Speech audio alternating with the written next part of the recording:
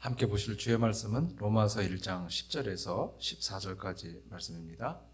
로마서 1장 10절에서 14절까지 한 절씩 교독하겠습니다. 어떻게 하든지 이제 하나님의 뜻 안에서 너희에게 나아갈 좋은 길 얻기를 구하노라.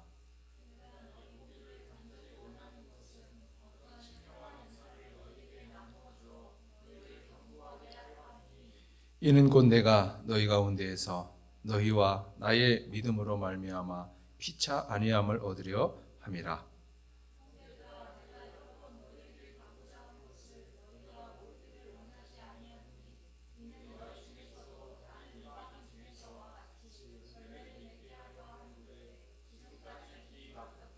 함께 읽지요. 헬라인이나 야만인이나 지혜 있는 자나 어리석은 자에게 다 내가 빚진 자라. 아멘. 톨스토이의 단편 소설 중에서 사람은 무엇으로 사는가라는 그런 작품이 있어요. 이 소설에 등장하는 주요 인물은 구두장이 시몬이 있고 그의 아내 마트리오나가 있고 미카엘이라는 인물이 등장합니다. 그 미카엘이라고 하는 인물은 사람이 아니라 하나님께서 주신 그 세 가지 질문에 대한 답을 찾기 위해 이 땅에 내려와 있는 이 천사였습니다. 하나님께서 이 미카엘 천사에게 준 질문은 세 가지였는데, 첫째는 사람의 마음에는 무엇이 있는가? 사람에게 허락되지 않은 것은 무엇인가? 사람은 무엇으로 사는가? 이 세 가지였어요. 미카엘은 일상에서 이런 질문에 대한 답을 얻을 때마다 입가에 미소를 10개 머금었습니다. 그 중에서 두 번째 질문에 대한 답, 즉 사람에게 허락되지 않은 것은 무엇인가? 이 질문에 대한 답을 찾는 일화는 이렇습니다. 어느 날 아주 지체 높은 사람이 최고급 독일산 가죽을 갖고 와서 이 구두장 시몬의 가게에 들어오는 거예요. 그러면서 뭐라고 말을 하냐면 10년을 지나도 그 모양이 변하지 않는 구두를 만들어 달라, 이렇게 주문을 합니다. 그런데 미카엘이 딱 보니까 그렇게 주문하며 거들먹거리는 그 지체 높은 사람의 뒤에 죽음의 사자가 있는 것을 봐요. 그러면서 살짝 입가에 미소를 머금습니다. 그 주문을 받고 미카엘은 주문한 장화 대신에 죽은 사람에게 신기는 슬리퍼를 만들어 놓았습니다. 얼마 후에 그 지체 높은 사람의 하인이 이제 주문한 걸 찾으러 왔어요. 구두장이 시몬이 크게 당황합니다. 지금까지 그런 일이 없었는데 이 미카엘이 주문한 것은 안 만들고 주문하지 않은 장화를 만든 거예요. 그런데 이 하인이 갑자기 슬픈 표정을 지으면서 장화 주문한 걸 취소하고 죽은 사람에게 신기는 슬리퍼를 만들어 달라고 다시 주문을 하는 거야. 그러니까 이 구두장의 시몬이 깜짝 놀라서 어떻게 된 일이냐 이렇게 물으니까 자기 주인이 이 가게에 와서 10년을 지나도 변하지 않는 장화를 만들어 달라고 주문을 하고 집에 돌아가는 길에 말에 타고 가다가 말에 떨어져서 죽었다는 것입니다.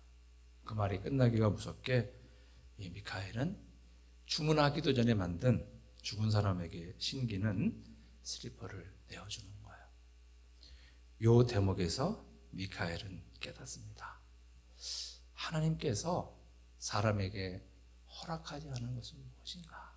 아하, 하나님은 사람에게 미래를 아는 것을 허락하지 않으셨구나. 즉, 사람은 미래를 모른다. 먼 미래를 모르는 것은 물론이고 잠시 후에 되어질 일도 사람은 잘 모릅니다. 오늘 우리가 함께 읽은 이 본문의 말씀은 사도 바울이 에베소에서 3차 선교 여행을 마치고 그의 인생의 마지막 미션, 그 미션을 계획하면서 보낸 편지예요. 바울은 에베소에서 3년간 사역을 마치고 고린도에 들어와서 이 위대한 로마서를 기록하고 있습니다. 이 로마서는 기독교 교리의 정수 중에 정수예요. 오늘 이 본문에서는 바울은 왜 로마를 가려고 하는지, 로마에 가서 어떤 사역을 하려고 하는지를 밝히고 있습니다.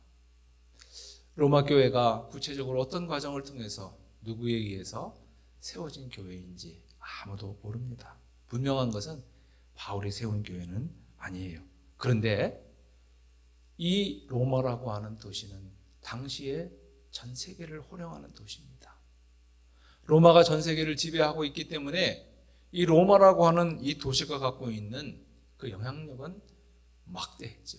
그래서 사도 바울은 로마에 가서 건강한 교회를 세웠어. 또 건강한 많은 주의 백성들을 만든다면 그들을 통해서 전 세계로 복음이 쉽게 빠르게 전해질 수 있겠다 싶어서 이 로마를 포기할 수 없었던 거죠. 그래서 사도 바울은 로마에 가기 전에 먼저 로마의 그리스도인들에게 기독교의 진리의 정수를 정리해서 글로 보는 것인데 그것이 바로 로마서가 되는 것입니다. 바울은 그리스도의 그 피 묻은 복음을 로마의 사람들에게 전달하고 그 복음을 통해서 그들이 강건한 그리스도인으로 세워지기를 원했어요. 그래서 아주 여러 번 로마에 가기를 원했지만은 그러나 여러 가지 여건상 갈 수가 없었습니다. 이제 노인이 된 바울은 내 인생의 마지막 사역으로 로마에 가서 복음을 전하겠다고. 그 전에 하고 싶었던 것이 뭐였냐면은 먼저 예루살렘에 가서 자기 동족 유대인들에게 복음을 전하고 싶은 거예요. 그러니까 바울은 지금까지 이제 20여 년간 이방인을 위한 사도로 살았는데 이제 마지막으로 예루살렘에 가서 동족들에게 복음을 전하고 그리고 로마에 가서 로마 사람들에게 복음을 전하고 그리고 당시 사람들이 생각했던 땅끝 이베리아 반도의 스페인에 가서 복음을 전함으로 땅끝까지 이르러 내 증인이 되라 하신 주님의 그 명령에 순종하고 싶었던 것입니다. 그래서 바울은 이 모든 일이 자기가 계획하고 생각하는 이 위대한 마지막 미션이 하나님의 뜻이고 하나님께서 기뻐하시는 일이라고 확신합니다. 그래서 바울은 자기가 세운 여러 교회들에게 헌금을 부탁해요. 그래서 그 헌금을 모아가지고 당시 예루살렘 교회가 흉년이 들어서 고통을 받고 있는데 그들에게 부조하기 위해서 헌금을 걷어서 예루살렘을 갑니다. 그런데 바울은 예루살렘에 가서 예루살렘 성전에서 정결 예식을 하자마자 유대인들에게 붙잡혀서 크게 봉변을 당합니다. 그리고 체포되어서 바울은 예루살렘이 아닌 가이사라의 지역으로 옮겨지게 되고 가이사라 지역에서 이제 연금 상태에서 갇힌 채 한 2년여를 보내게 됩니다. 로마 시민권자였던 바울이 항소해서 재판을 받기 위해서 다시 그는 로마로 옮겨지게 되고 로마에 와서 이제 가택연금 상태에서 지내다가 다시 풀려나서 자유의 몸이 됐다가 다시 감옥에 갇혀서 이제 참수당하는 것으로 그의 생애가 마쳐지게 됩니다. 여러분, 사도 바울이 계획했던 그 인생의 마지막 미션은 정말 위대한 계획이에요. 바울은 자기 동족에게 가서 복음을 전하고 로마에 가서 복음을 전하고 이베리아 반도에 가서 복음을 전함으로 자기의 삶의 마지막 사명을 다하고 싶었는데 결과적으로 보면 이 계획은 뜻대로 되지 않았어요. 사도 바울은 예루살렘에 가서 복음을 전할 기회가 전혀 없었습니다. 뿐만 아니라 로마에 가서도 마음껏 복음을 전할 기회가 별로 없었고 이베리아 반도를 아예 가보지도 못했어요. 그리고 지금 로마의 성 베드로 성당이 자리한 그 터에서 목베어 죽임을 당하는 참수형을 당함으로 그 생애가 맞춰지게 되는 거죠. 여러분, 이런 것처럼 우리는 우리의 미래에 어떤 일이 벌어지게 되는지, 우리의 미래에 어떻게 되올지를 사람들은 아무도 모릅니다. 여러분, 그렇다면 우리 인생 속에서 내 인생에서 어떤 일이 벌어질지, 어떤 일이 일어날지 모르고 살아가는 우리 인생 속에서 형통하다는 것은 무엇일까? 과연 형통하다는 것은 무슨 의미가 있는 것일까? 그것을 한번 생각해 보면 좋겠어요. 여러분, 보통 사람들이 형통하다 그러면은 내가 뜻하는 대로 된다, 내가 원하는 대로 된다, 그런 생각을 갖는 분들이 많아요. 내가 부유해지고 싶었는데 부유해지고, 내가 높은 자리에 오르고 싶었는데 높은 자리에 올랐고, 내가 유명해지고 싶었는데 내가 유명한 사람이 되었다. 그것이 형통한 것일까요? 어떤 분들은 가끔 그것을 형통하다고 생각해요. 그래서 믿음이 좋은 사람이면 언제나 원하는 대로 잘 되어야 하고, 또 좀 어려운 일이 있으면 그 사람은 좀 믿음이 없나? 은연중에 이렇게 생각하는 분들이 있어요. 근데 그것은 잘못된 거죠.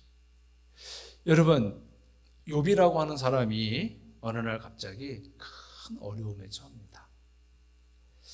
욥에게는 참 많은 재산이 있었는데 어느 날 갑자기 이 재산들이 다 없어지고요, 생떼 같은 자식들이 다 죽어요. 뿐만 아니라 자기 몸에는 이 병이 나서 기왓장으로 자기 몸을 벅벅 긁어도 시원치 않는 그런 중환자가 됩니다. 근데 끝까지 사랑해주고 곁에 있어줘야 할 아내가 욥을 원망합니다. 차라리 당신이 그럴 바에는 당신이 믿는 하나님을 저주하고 죽으라, 가서 죽으라. 그러면서 그 아내가 곁을 떠나가게 되죠. 그런데 욥의 세 친구가 와서 욥을 위로한다시고 하는 말이 위로가 아니라 염장을 지르는 말이에요. 여러분, 염장을 지른다는 말은 참 잔인한 거지요. 염장을 지른다는 것은 생선의 배를 따서 거기다 소금을 넣는 거 아니에요? 근데 우리가 염장을 지른다는 것은 상처에 소금을 뿌리는 거예요. 그냥도 너무너무 아픈데 거기에 소금을 뿌리면 얼마나 아파요. 욥의 세 친구 빌닷, 소발, 엘리바스, 이 세 사람이 와서 욥에게 계속 돌아가면서 말을 하는데 그 사람들이 뭐라고 말하냐면 결론은 똑같아요. 야, 어떻게 그렇게 부자였고 자식이 많고 사람들에게 존경받는 네가 어떻게 하루아침에 그렇게 쫄딱 망할 수가 있느냐. 거기 분명히 원인이 있을 것이다. 회개하라. 이렇게 얘기해요. 근데 욥은 나는 아무리 생각해도 그 회개할 게 별로 없어. 그러면 또 그런다고 또 뭐라 그래요. 이렇게 이 사람들이 돌아가면서 세 번을 얘기하잖아요. 근데 엘리후라고 하는 현명한 사람이 나타나서 이 빌닷, 소발, 엘리바스 이 세 사람들을 크게 꾸짖습니다. 그러면서 이들의 신앙을 미숙한 신앙이라고, 어리석은 신앙이라고 이렇게 말하는 거죠. 여러분, 내가 원하는 대로 내가 유명해지고 싶으면 유명해지고 내가 부유해지고 싶으면 부유해지고 그것이 형통이라면 사도 바울은 예수 만나기 전이 훨씬 더 형통한 사람이에요. 바울 같은 경우에는 예수를 만나서 더 형통하지 않은 사람이 된 거죠. 사도 바울은 우리가 잘 아는 것처럼 길리기아 다소에서 태어났고 워낙 유복한 집에서 태어나서 그는 태어나자마자 로마의 시민권자였어요. 그리고 아주 명석한 두뇌를 갖고 태어나서 헬라 철학에 능통했고 예루살렘에 유학해서 가말리엘의 수제자가 되었습니다. 여기까지는 우리가 성경을 통해 아는 거죠. 그런데 성경에 나오지 않는 우리 중간사를 보면은 이 바울의 스승이었던 가말리엘이라는 사람이 정말 대단한 사람입니다. 그 사람은 이스라엘 사람들이 랍비라고 부르지 않고 라반이라고 불렀어요. 이 랍비는 그냥 스승인데 라반은 스승 중에 스승이라는 뜻입니다. 그러니까 가말리엘은 정말 이스라엘 사회에서 가장 영향력이 있는 스승 중에 스승인 거예요.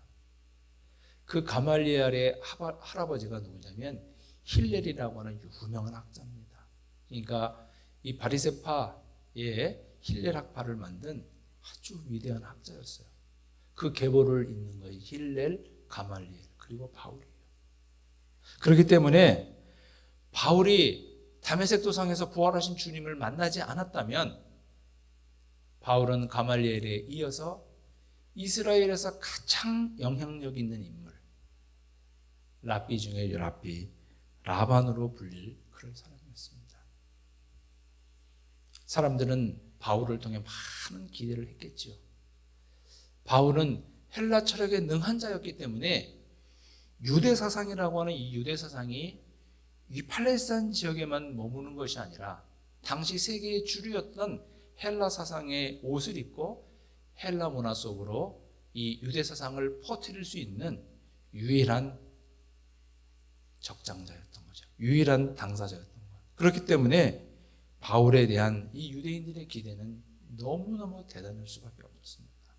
그런데 바울이 부활하신 주님을 만나고 그의 인생은 180도로 바뀝니다.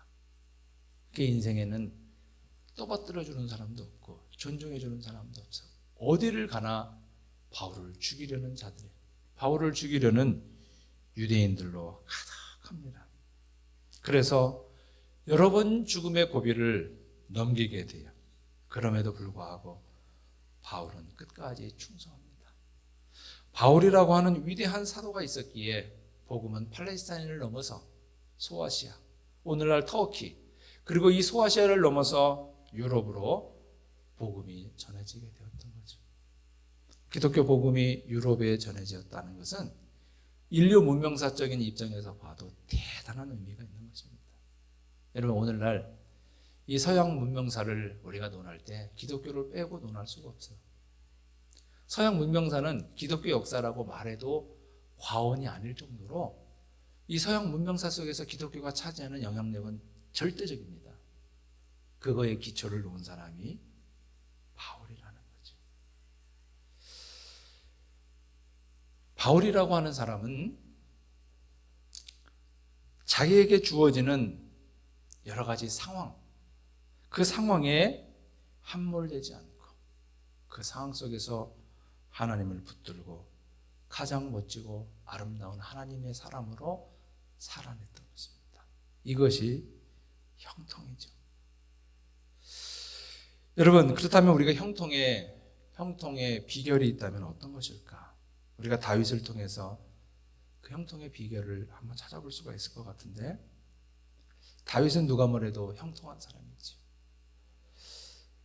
다윗이 형통한 사람이라고 하는 그 기준이 그가 이스라엘의 왕이었기 때문에, 다른 사람들은 생각해보지도 못한 화려한 삶을 살았기 때문에 그가 형통한 사람이라는 것이 아닙니다. 다윗의 인생을 보면 그의 인생도 자기가 원하는 대로, 뜻하는 대로 되지 않았어요. 다윗의 삶에도 원하는 대로 된 것도 아니고 뜻하는 대로 되지 않았고, 다윗의 인생에도 절망해야 할 순간들, 아파해야 할 순간들, 하나님 앞에 통곡하는 순간들이 얼마나 많았는지 몰라요. 그럼에도 불구하고 다윗이 위대하다는 것은 그러한 상황에 함몰되지 않고 위대한 믿음의 사람으로 살아냈다는 것, 그것이 다윗의 위대한 면입니다. 여러분, 우리가 이 시편을 보면, 다윗의 시편을 보면 압도적으로 많은 시편의 배경이 뭐냐면, 다윗이 사울에게 쫓길 때, 다윗이 아들 압살롬의 반역을 당할 때, 그때 다윗은 하나님 앞에 가장 많은 시를 씁니다. 격한 감정을 하나님 앞에 쏟아내요. 하나님, 도대체 어느 때까지입니까? 하나님, 도대체 내가 어느 때까지 인내해야 합니까? 하나님, 저 원수들을 멸하소서. 하나님, 제가 죽을 지경입니다. 저를 도우소서. 그런 글로 가득합니다. 다윗이 자기 장인이었던 사울에게 거의 10년을 쫓기잖아요. 이 도망자로 산다는 것이 얼마나 힘들고 얼마나 고통스럽고 얼마나 아팠겠습니까? 말하자면, 요즘으로 말하면 다윗은 대낮에는 얼굴을 드러내 볼 수가 없는 거예요. 왜냐하면 현상수배가 다 돼버린 거죠. 그래서 밖에 나가면 백성들이 신고하면은 많은 포상금을 받을 테니까 자기 얼굴을 드러낼 수가 없어.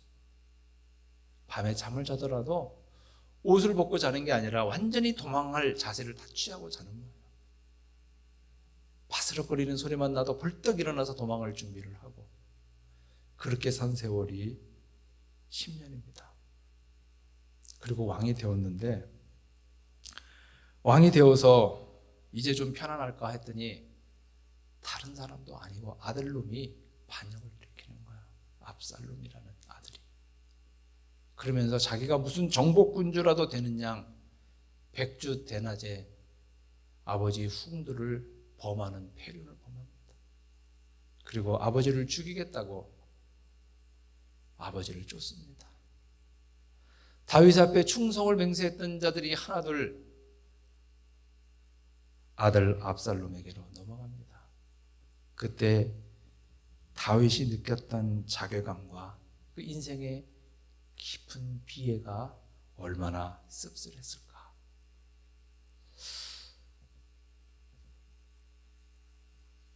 다윗은 이러한 상황 속에서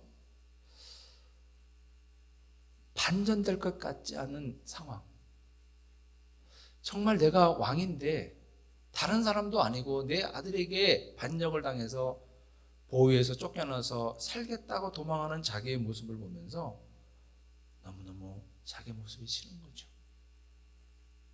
이 상황이 언제 끝날까? 끝날 것 같지 않은 거예요.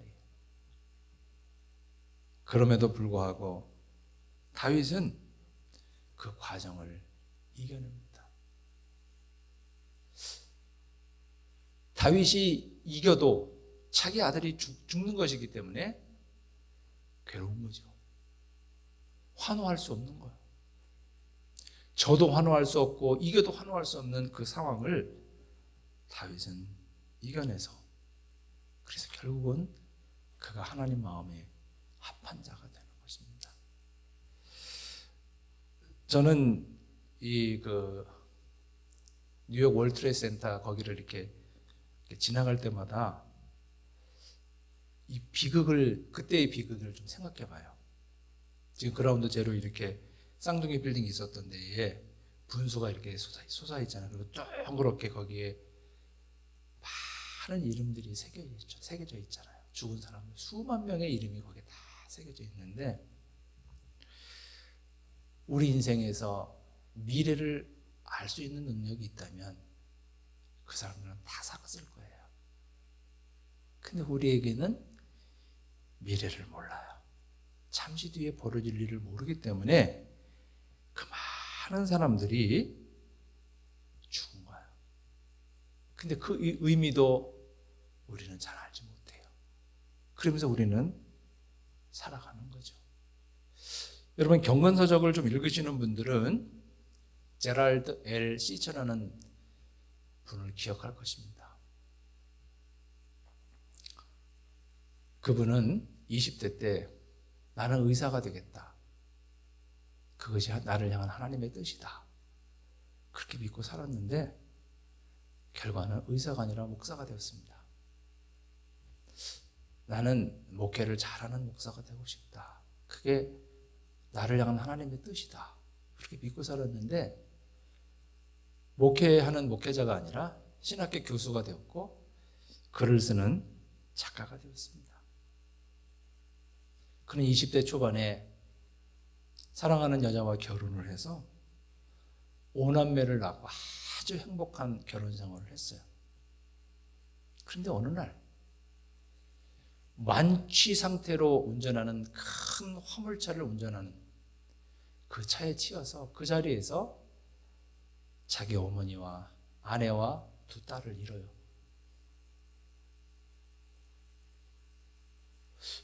이게 도대체 뭔가? 왜 나한테 이런 비극이 일어나는가? 이 일을 통해서 하나님은 나에게 무슨 말씀을 하시는가? 이런 생각도 못하고 그냥 정신을 잃고 그냥 살아가는 거야. 그런데 믿음의 공동체를 통해서 따뜻한 위로를 이분이 경험합니다. 그러면서 다시 힘을 차리고 남겨진 3남매를 키우는 아버지로 돌아오는 그 과정을 그린 책이 우리말로는 하나님의 뜻이다 이렇게 번역이 되어 있는데, 그것은 의역이고 원제를 그대로 직역하면 하나님 앞에서 울다 이런 뜻이에요. 하나님 앞에서 통곡하다 그런 뜻이. 여러분, 우리는 믿음이 좋은 사람에게는 늘 좋은 일이 있고 믿음이 없는 사람에게는 늘 나쁜 일만 있는 거 아니에요.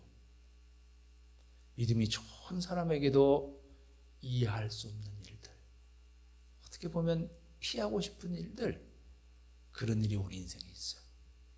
믿음이 없는 사람에게도 좋은 일이 있고 싫은 일도 있는 거죠. 믿음이 있다는 것과 믿음이 없다는 것, 그것과 내 인생에서 벌어지는 그 일은 특별히 연관관계가 없습니다. 그러나 믿음이 위대하다는 것은, 믿음이 위대한 사람은, 믿음이 있는 사람은 그 어려운 순간순간을 극복해 갈 수 있는 힘이 있고, 그 어려운 순간순간을 그 순간 속에 함몰되지 않고 믿음의 사람이라는 자기 정체성을, 자기 아이덴티티를 유지하면서 그것을 극복해 가는 힘이 있다는 것, 그것이 위대하다는 것입니다. 여러분, 하나님은 누구에게나 햇빛을 주시고 누구에게나 비를 주시고 바람을 주셔요. 그런데 살아있는 나무는 그 햇빛과 그 비와 그 바람을 맞으며 성장합니다. 그런데 죽은 나무는 그 햇빛과 그 바람과 그 비를 맞으며 썩어가고 존재 자체가 없어져 가는 거죠. 여러분, 미국의 전설적인 희극인 찰리 채플린은 이런 유명한 말을 했습니다. 인생은 가까이에서 보면 비극이지만 멀리서 보면 희극이라고. 이해가 되시나요? 인생은 가까이에서 보면 비극이지만 멀리서 보면 희극이라고.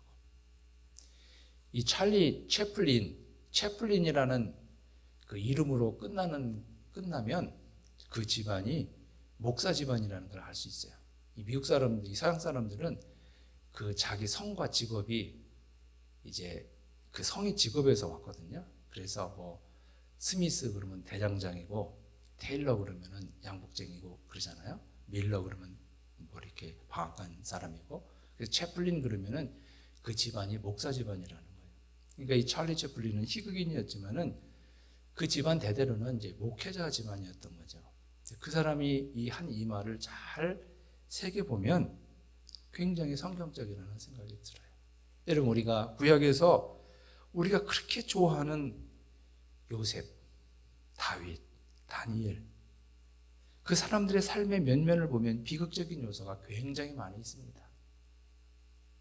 그러나 요셉이나 다윗이나 다니엘이나 그 사람의 삶 전체를 놓게 보면 너무너무 멋진 희극인 거예요. 신약의 바울도 마찬가지입니다. 바울도 그 인생의 부분을 보면 너무 비극적이에요. 그러나 그 전체를 보면 너무너무 희극적인 것이죠. 여러분, 우리는 미래를 모릅니다. 잠시 후에 되어질 일도 모릅니다. 그런데 중요한 것은 뭐냐면, 잠시 뒤에 내일에 내 인생에 어떤 일이 일어날지 모르지만 한 걸음 한 걸음 주님과 함께 걸어가는 것이 우리의 인생인 거죠. 그럴 때에